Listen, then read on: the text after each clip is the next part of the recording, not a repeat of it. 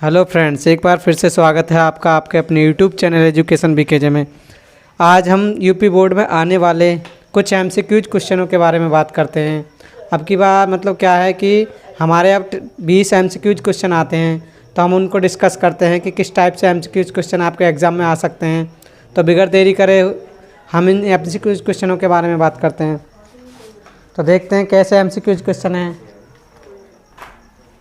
ठीक है, तो सबसे पहला क्या कह रहा है एमसीक्यूज क्वेश्चन में कि किस पूर्णांक m के लिए, किसी पूर्णांक m के लिए समपूर्णांक निम्नलिखित में से निम्नलिखित रूप का होता है। तो किसी पूर्णांक m के लिए समपूर्णांक निम्नलिखित रूप का होता है। तो इसमें ऑप्शन क्या है, इसमें ये है 2m है। ठीक है, किसी पूर्णांक q के लिए प्रत्येक विषम पूर्णांक निम्नलिखित रूप का होता है। तो इसका क्या होगा 2q + 1। ठीक है, अब क्या कह रहा है 95 तथा 152 का एचसीएफ है। तो तुम्हें पता है एचसीएफ आपको निकालने आते हैं, तो ऐसे देख लो या तो निकाल के देख लो, नहीं तो एचसीएफ का मतलब क्या होता है कि बड़ी से बड़ी संख्या। ठीक है, देखो निकालने का तरीका बता रहा हूँ। इसको काटो 5 से, 5 एकम 5, 5 9 45, फिर 19 से काट दो। ठीक है, और ये क्या है 152, 2 से काटो कितनी बार जाएगा, 2 7 14, और यहाँ से कितना 2 छिक्के 12, फिर 2 से काटो, 2 दूनी 4, नहीं 2 तिया 6, और 2 अट्ठे 16, फिर 2 से काटो कितना जाएगा 19 बार, फिर 19 से काट दो। तो हमारे 95 के फैक्टर कितने हो गए 5 × 19, और तुम्हारे 152 के फैक्टर कितने हो गए 2 × 2 × 2 × 19। तो एचसीएफ का मतलब क्या होता है, जो हमारा दोनों में मिले वही हमारा क्या होता है एचसीएफ। तो इसका एचसीएफ कितना आ गया 19, ये इसका ऑप्शन सही है। ठीक है, इस टाइप से आपको करना है। नेक्स्ट क्वेश्चन की बात करते हैं। नेक्स्ट क्वेश्चन क्या कह रहा है 196 के अभाज्य गुणनखंडों की घातों का योग क्या है। तो क्या करेंगे, घातों का योग पूछ रहा है, तो पावर का सम। ठीक है, 96 के गुणनखंड कर लो, पहले काट लो इसे 2 से कितनी बार, 2 9 18, 2 9 18, और 2 अट्ठे 16, फिर 2 से काटो कितनी बार, 2 चौक 8, और 2 चौक 8 और 2 9 18। ठीक है, फिर 7 से काटो, 7 7 49, फिर 7 एकम 7, तो 2 × 2 और × 7 × 7, तो 2 की पावर 2 और 7 की पावर 2। तो इनसे हमसे सवाल में क्या पूछ रहा है कि 196 के अभाज्य गुणनखंडों की घातों का योग।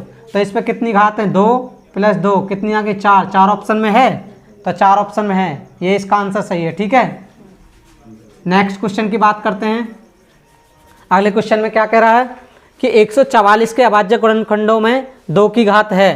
तो 144 के गुणनखंड करो अभाज्य गुणनखंड में, तो 2 से काटो 7, और 2 दूनी 4, फिर 2 से काटो 2 तिया 6, 2 छिक्के 12, फिर 2 से काटो 2 एकम 2, 2 अट्ठे 16, फिर 2 से काटो 2 9 18, फिर 3 से काट दो 3 तिया 9, 3 एकम 3। तो क्या आएगा 2 × 2 × 2 × 2 × 3 × 3। तो इसकी पावर कितनी है, क्या कह रहा है इसमें 144 के अभाज्य गुणनखंड में 2 की घात।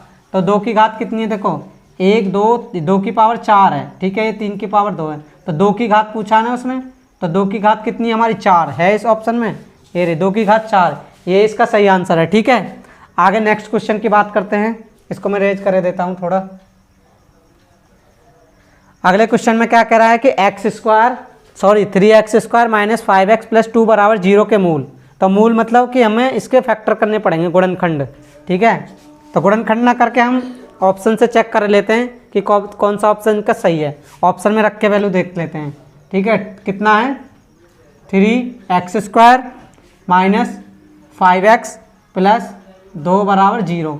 तो पहला ऑप्शन क्या है हमारा 2, x की वैल्यू 2 रखो, पहले x की वैल्यू 2 इसमें, तो 3 × 2 का स्क्वायर -5 × 2x की वैल्यू 2 = 0। तो 3 का 3, 2 का स्क्वायर 4, -5 दूनी 10 + 2 = 0। तो 4 तिया 12 -10 + 2 = 0। ठीक है, ये कितना हो जाएगा 12 2 14 -10 बराबर कितना 0। तो कितना आ गया यहाँ से 4 = 0, ये तो है नहीं, तो इसे रहने दो।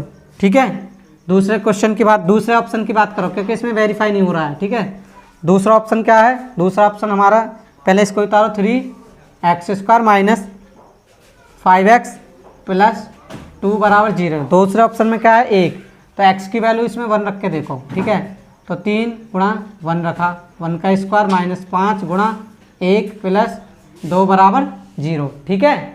तो 3 का 3 रहेगा, 1 का स्क्वायर 1 और 5 5 प्लस 2 एकम 2, 2 का 2, तो यहाँ से कितने हो गए 3 माइनस 5 प्लस 2 बराबर 0।